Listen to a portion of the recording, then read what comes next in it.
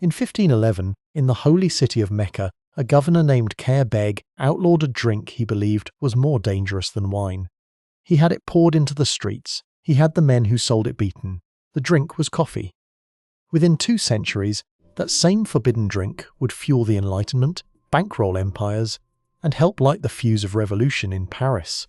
But coffee's story doesn't begin in a Mecca courtroom or in a European café. It begins in the mountains of Ethiopia, with a plant nobody was supposed to eat, and one exhausted man kneeling in prayer in the dark. The plant is Coffea arabica, and it grew wild in the highland forests of Kaffa in southwestern Ethiopia. There's a famous story about how humans found it. A Gothard named Kaldi, who noticed his goats dancing after eating red berries. It's a charming story. It's also almost certainly a legend. It wasn't written down until 1671, nearly 1,000 years after the fact. What we actually know is quieter and stranger. Across the Red Sea, in the mountains of Yemen, sometime in the 1400s, men in Sufi lodges began brewing the roasted seeds of that Ethiopian plant into a hot, bitter drink they called kahwa. They did not drink it for pleasure. Picture him, a worshipper. Long after midnight, his body begging for sleep, his faith demanding he stay awake for prayers that could last until dawn. He lifts a small bowl of something black and steaming. It's bitter, it's awful. And then his mind sharpens. The exhaustion lifts. For the first time he can pray the whole night through without his eyes closing. And he believes, genuinely, that God has handed him a gift. We know this happened because a scholar named Abd al-Qadir al-Jaziri wrote it down in 1558, in the oldest surviving history of coffee, and he traced the drink straight back to those Yemeni lodges. The word kawa had once meant wine. Now it meant the thing that kept you awake for God. And here's the thread to hold on to. The drink invented to bring men closer to heaven would, 300 years later, help tear kings down from their thrones.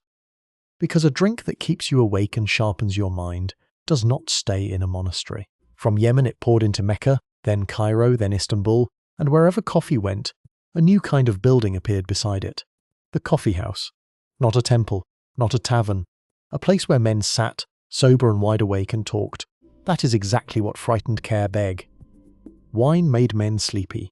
The authorities understood sleepy. Coffee made them alert, clear, and dangerously willing to argue. When coffee reached Europe in the 1600s, it did the same thing. London's first coffeehouse opened in 1652. Within 50 years there were thousands, and men called them penny universities, because for the price of a cup, 1 penny, you could sit all day inside the smartest, angriest conversation in the city. One of them, run by a man named Edward Lloyd, grew into Lloyd's of London. But coffee had a second face, and it was made of suffering.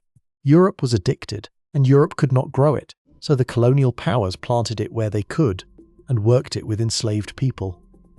Now imagine you're there, it's 1788. You're on a mountainside in the French colony of Saint-Domingue, the island we now call Haiti. The air smells of coffee blossom, sweet and white, and below you, on terraces cut into the slope, enslaved men and women pick the red cherries by hand, 14 hours in the heat. This one colony grows, right now, roughly half the coffee on Earth. The cup being stirred in a Paris salon this morning was picked by someone who will likely be dead within a few years of arriving here. Coffee did not just travel on the slave trade. In this place, it was the slave trade, and here the thread comes back.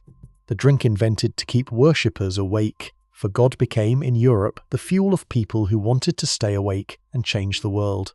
The coffeehouse was the engine room of the Enlightenment. Voltaire reportedly drank dozens of cups a day, and the philosophers and pamphleteers did their arguing over coffee, not wine. Because coffee kept the mind lit. You think coffee just wakes you up. It woke up revolutions.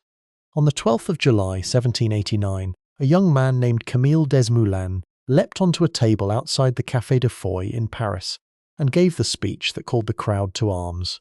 2 days later, they stormed the Bastille. The most consequential political explosion of the modern age was lit, in part, in a coffeehouse, poured from beans grown by enslaved people in a colony that, within a few years, would rise up in the only successful slave revolution in history and become Haiti. The same drink sat on both sides of that story. In the cup of the revolutionary in Paris, and in the hands of the enslaved worker, about to start a revolution of his own. Today the world drinks about 2 billion cups of coffee a day. Caffeine is the most widely used mind-altering substance on the planet, and almost no one thinks of it as a drug at all. Brazil, not Ethiopia, grows the most of it now. But the plant is the same one that grew wild in the forests of Kaffa, the same seed a tired man in a Yemeni monastery once roasted and brewed just so he could stay awake and pray. He thought he'd been handed a small miracle to get through one more night. He had no idea he was holding the thing that would keep the whole modern world awake, that would build cities, insure ships, and help topple a king. It's in your cup right now, this morning, doing the quietest version of the same thing it has always done, keeping you awake. The only question that's ever changed is what you'll do with the hours it gives you.